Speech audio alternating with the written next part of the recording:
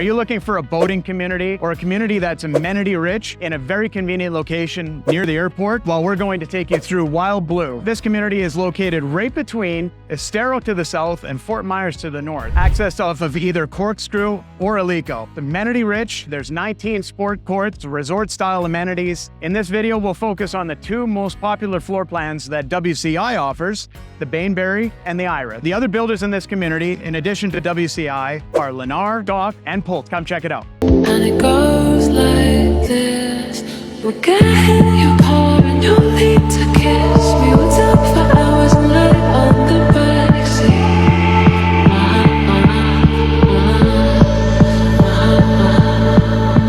Got ready for the night. She said for the lights.